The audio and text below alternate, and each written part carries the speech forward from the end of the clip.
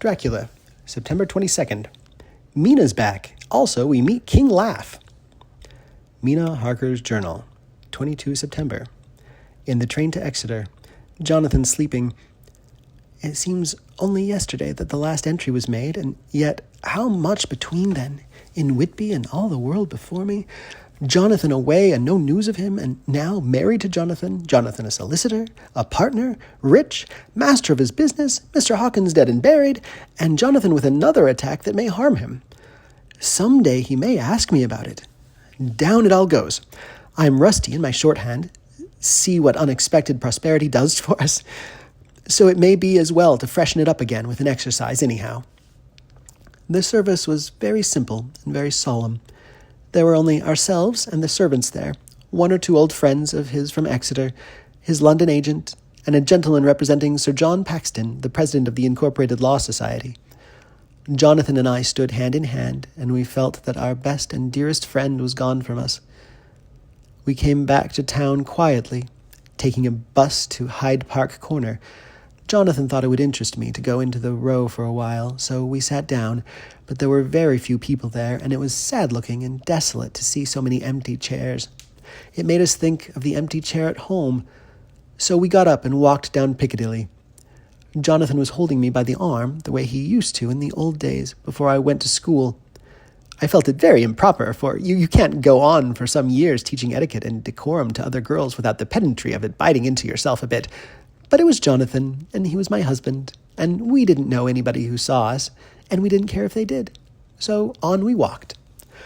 I was looking at a very beautiful girl in a big cartwheel hat sitting in a Victoria outside Giuliano's, when I felt Jonathan clutch my arm so tight that he hurt me, and he said under his breath, "My God!"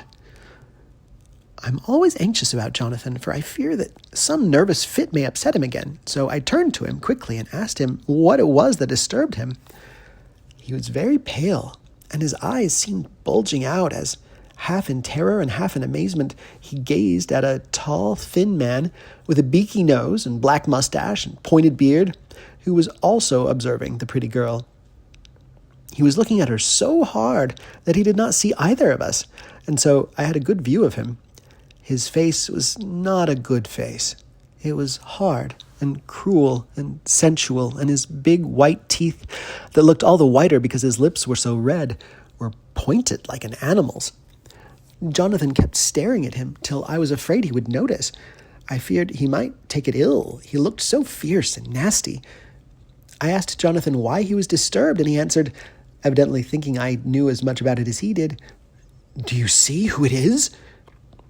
"No, dear," I said. "I don't know him. Who is it?" His answer seemed to shock and thrill me, for it was said as if he did not know that it was to me, Mina, to whom he was speaking. "It is the man himself." The poor dear was evidently terrified at something, very greatly terrified. I do believe that if he had not had me to lean on and support him, he would have sunk down. He kept staring. A man came out of the shop with a small parcel and gave it to the lady, who then drove off. The dark man kept his eyes fixed on her, and when the carriage moved up Piccadilly, he followed in the same direction and hailed a hansom. Jonathan kept looking after him and said, as if to himself, "I believe it is the Count, but he has grown young. My God, if this be so, oh my God, if I only knew, if I only knew." He was distressing himself so much that I feared to keep his mind on the subject by asking him any questions, so I remained silent. I drew him away quietly, and he, holding my arm, came easily. We walked a little further, and then went in and sat for a while in the Green Park. It was a hot day for autumn, and there was a comfortable seat in a shady place. After a few minutes staring at nothing, Jonathan's eyes closed, and he went quietly into a sleep, with his head on my shoulder. I thought it was the best thing for him, so did not disturb him. In about 20 minutes he woke up and said to me, quite cheerfully, "Why, Mina, have I been asleep? Oh, do forgive me for being so rude. Come and we'll have a cup of tea somewhere." He had evidently forgotten all about the dark stranger, as in his illness he had forgotten all that this episode had reminded him of. I don't like this lapsing into forgetfulness. It may make or continue some injury to the brain. I must not ask him, for fear I shall do more harm than good, but I must somehow learn the facts of this journey abroad of his.